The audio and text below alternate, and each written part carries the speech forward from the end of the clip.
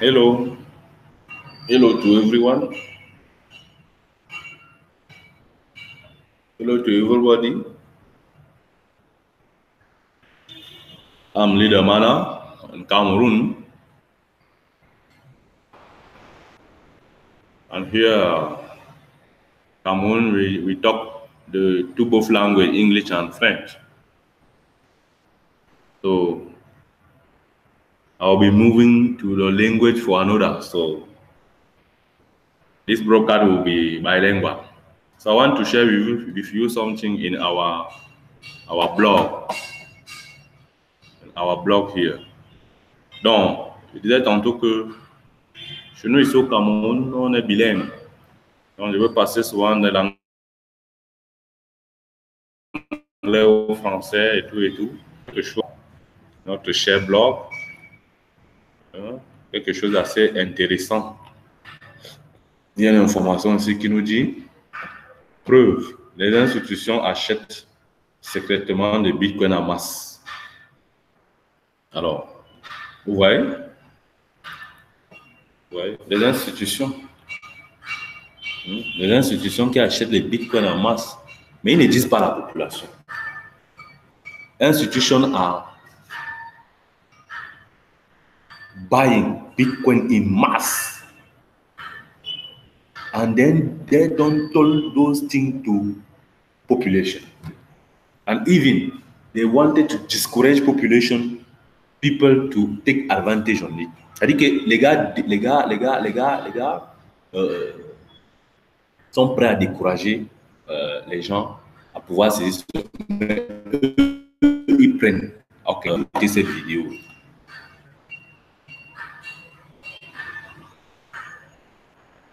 Despite the down market, despite low volume on exchanges, and despite institutions and big players remaining relatively silent about all of this, Bitcoin is being bought in mass from over-the-counter trading desks, and today I have proof. Welcome back, everybody, to Altcoin Daily. Here at Altcoin Daily, you subscribe for our daily videos on everything going on in the cryptocurrency space.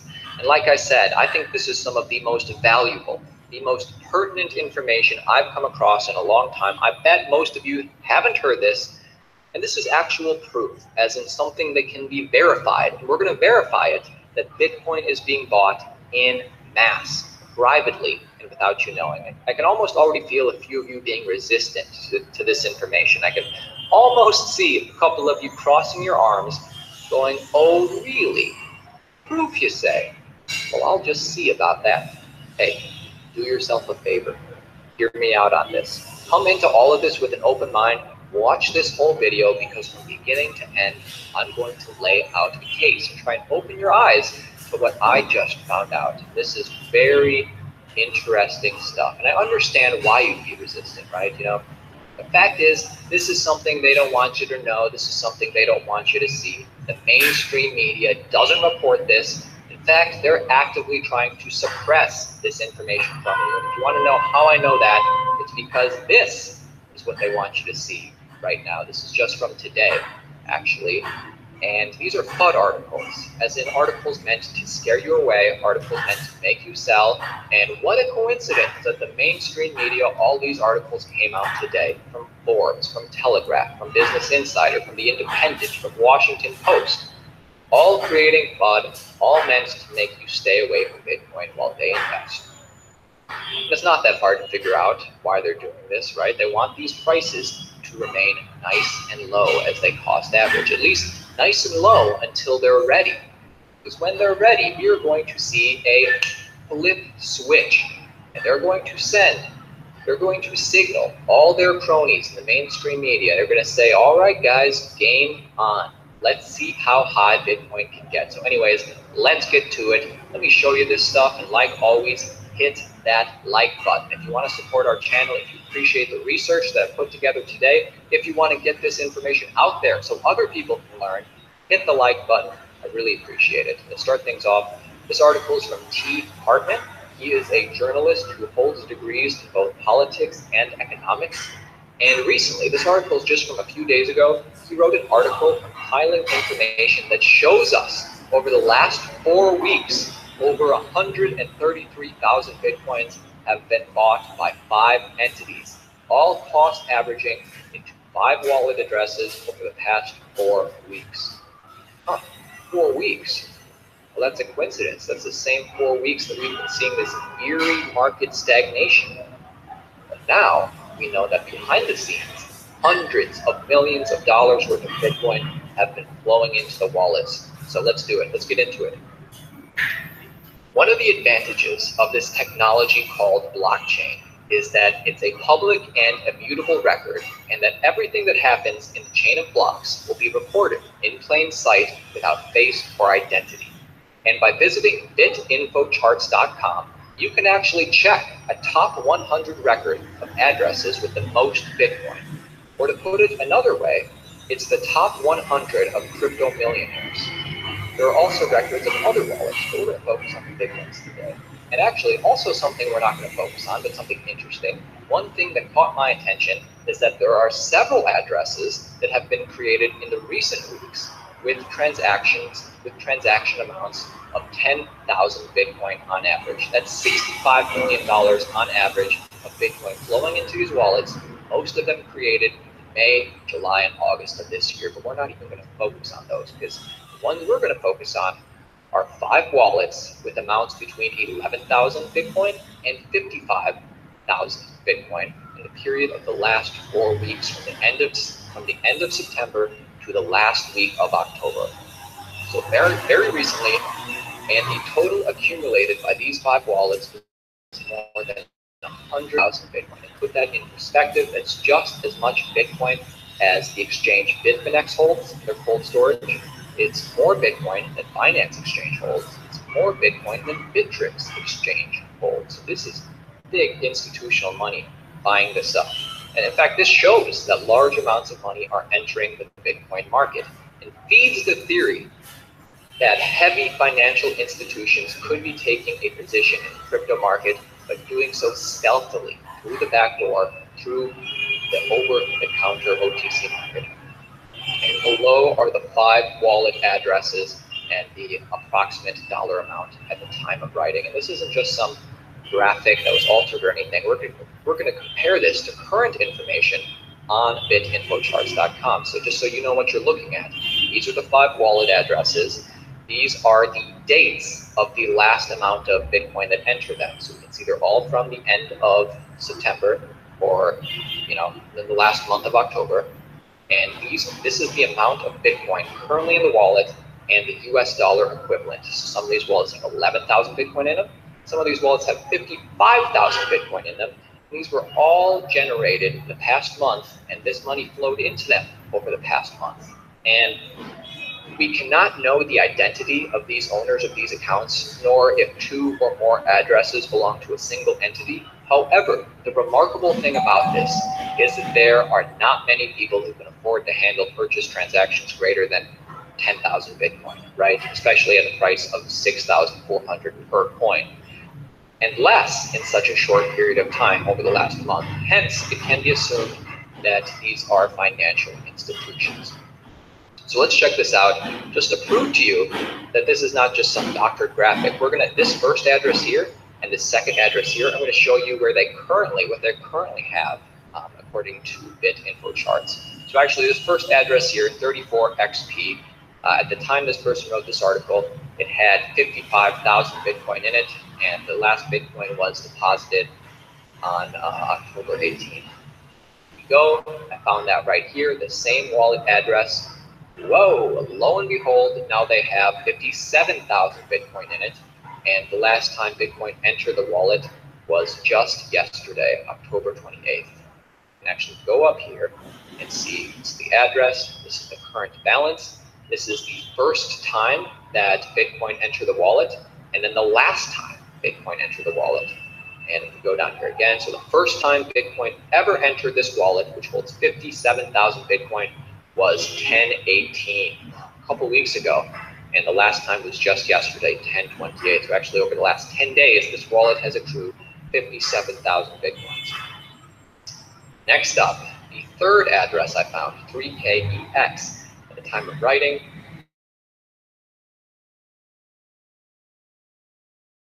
the last time Bitcoin entered, which was now.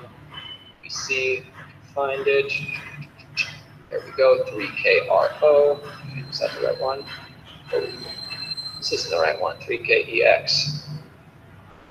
Okay, well, you know what I was, oh, 3KEXR. Is this KEXR? Okay, it's the one right above it. I think this just changed on me, and for some reason this is still highlighted. So we can see that it has 22,100 Bitcoin still in it. Let's fix this right here. This is how relevant this information is, and the information is still the same. So 22,100 Bitcoin. Last time it was deposited, it was 1023, and that matches up with exactly what we see here. And the first time Bitcoin ever got deposited in this address was 1010. So like this article says, like I'm saying, millions of dollars worth of Bitcoin are flowing into these wallets all over the past month, where Bitcoin has remained stagnant. So the question is, why do whales buy over the counter? Let me try and answer that. The reason is simple. A lot of public exchanges like Binance and Bittrex, etc., they have max buy orders because with huge orders, they can't provide reliable liquidity. So if a public exchange like you use Binance, if they did try to handle such huge buy orders of 100 or even 10,000 Bitcoin or more, what would likely occur is something called slippage. And slippage is basically the price changing before the order is filled. So whales and institutions, they prefer to buy over the counter where they can agree on a set price before the trade is made. And sometimes OTC trading desks are set up directly with Bitcoin miners because it's in everybody's best interest to keep the price stagnant. So big Bitcoin miners have large amounts to sell, and they do not want to drive the price down, so they choose to sell on OTC platforms. On the other side, big investors want to buy large amounts, which if done in normal exchanges would drive the price up. So big miners and big buyers use OTC because it's more convenient for all of them. Yet on the market, we see just stagnation. Also, if you look into this, you will find that OTC trading desks, OTC, despite the market being down, OTC is up. And that's even according to Bobby Cho of Cumberland, which is a leading platform for over-the-counter transactions. And he is saying that that institutional investors are taking over. Mostly those institutional investors buy at $100,000 in Bitcoin or other cryptocurrencies. And also the CEO of Circle has said, we've seen triple-digit growth enrolling in our OTC business. This is a big growth area. So to conclude this video, I want to leave you with this audio, perhaps the most powerful audio I've heard in the past couple of weeks. It's from the podcast Unchained. And our regular subscribers, they've actually already heard this, but for me, it still gives me chills. So 57 minutes into this podcast, almost at the very end, the host of Unchained asks Wall Street CEO Larry Silbert, what's going on behind the scenes of Wall Street as far as cryptocurrency goes? You might be surprised what he says. That are not traded in USD. They're just out there. I believe that's the only one that we've invested in. You just mentioned Wall Street, and I know that in previous remarks you've said that what Wall Street says publicly about crypto is differently from what they say in private. What are those differences? Well, look, I think the Jamie Dimon quotes have been fantastic. Give anecdotes of people being in the JP Morgan building, meeting people about XYZ digital currency related when Jamie makes these comments. What we're seeing right now is despite the drop in prices, despite the drop in volumes this year, the level of engagement and the level of seriousness that we see coming out of the Wall Street institutions and banks is at an all-time high. It's not, there's plenty of commentators that say that Bitcoin's dead. There's plenty of commentators that say that, you know, bubbles burst and it's over. Behind the scenes, it's kind of full steam ahead right now.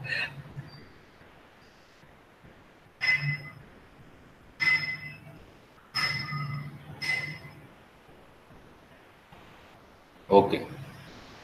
Good. You hear how people are doing? People are doing.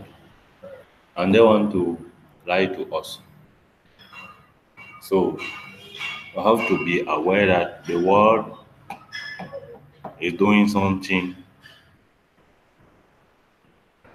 that people never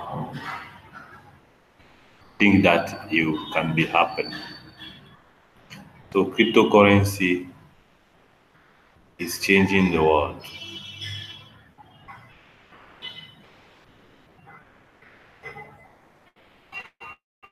Cryptocurrency is doing amazing things. So I invite people to usually visit our blog, the blog of TBC. You have to come here because there are too many good things here. Here you are informed. Here you know how the world is working. Here you can improve your knowledge. Here, this blog. This blog is something powerful. Powerful, man. Powerful. This blog. Powerful.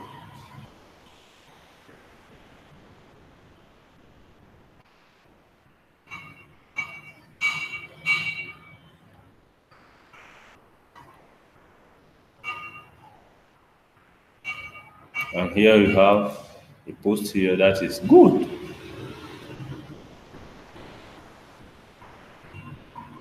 M-Sater souhaite 20 ou de réunions de boutons d'envoi. Ça, c'est formidable. C'est formidable. M-Sater voudrait avoir 20 personnes. M-Sater want to have, by the end of this year, M-Sater want to have 20 send button meeting. 20.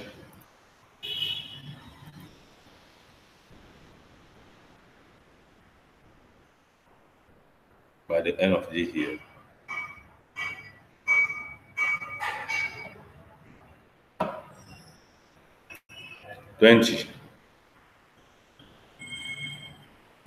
In those languages, Arabic, Bangla, Bengali, Cambodgian, le chinois, l'anglais, le français, l'allemand, le grec, le hindi, le irish, l'italien, le japonais, coréen, malaisien, portugais, les russie, l'espagnol, tagalog, le Thaïlande et le Vietnam. Donc, l'administrateur veut avoir 20 personnes qui peuvent faire le send button meeting en toutes ces langues d'ici la fin de l'année. Nous avons déjà le bengali, nous avons l'anglais, le français, nous avons le hindi. Donc, il reste le reste. Et apparemment, le Cambodge et l'Espagne est déjà en position. Donc, TBC va devenir une réelle monnaie mondiale. Parce que dans toutes ces langues-là, nous aurons des vidéos. Dans toutes ces langues-là, nous aurons des vidéos. I'm certain one that we should be worldwide. Because when a meeting is taking place in English, there are many people that don't know English language. There are too much that are not going even in the school. They don't have even their first school's leaving certificate. They don't understand English. They are put aside. But if they can understand, they can participate in the meeting where the meeting is being holding by their own mother tongue language even. It will be something powerful, powerful. I will take the example of Chinese. Too many Chinese don't understand English, but they understand Chinese. It means that when a sending button is holding by a Chinese that is speaking Chinese language, too many Chinese will be understand what the community, where the community is going. C'est-à-dire que, je prends l'exemple des Chinois. Tellement ils sont nombreux, mais beaucoup ne comprennent pas l'anglais. Mais la majorité comprend le chinois. Or, quand la réunion du bouton d'envoi est tenue en anglais, ils ne comprennent pas, ils ne s'intéressent même pas. Mais si ils apprennent seulement que c'est déjà tenu par un chinois dans la langue chinoise, beaucoup vont comprendre. Bon, et par en bas, ici, l'administrateur aussi invite tous ceux qui peuvent faire les réunions avec leur langue de se signaler. Ça, c'est une bonne opportunité. Une bonne opportunité. Alors, chers amis, je voulais vous faire comprendre que le monde bouge. Si vous voyez là les institutions tombées sur les crypto-monnaies, il faut faire attention pour comprendre que le monde bouge. Vous voyez, les institutions qui achètent en secret, c'est-à-dire qu'ils ne veulent pas que le public sache. Donc, pour moi, c'était une invite à comprendre qu'il est temps de bouger, il est temps de comprendre que vous devez secouer les choses et que prendre position parce que, attention, quand ils prennent comme ça, quels sont leurs plans après avec vous? Quand ils prennent comme ça, qu'est-ce qu'ils vous calculent? Demain, vous allez encore vous retrouver envahi dans un truc que vous avez la possibilité de mettre la main dessus. Donc, profitons de l'opportunité pendant qu'il y en est temps et positionnons-nous avant le temps. Ok, sur ce,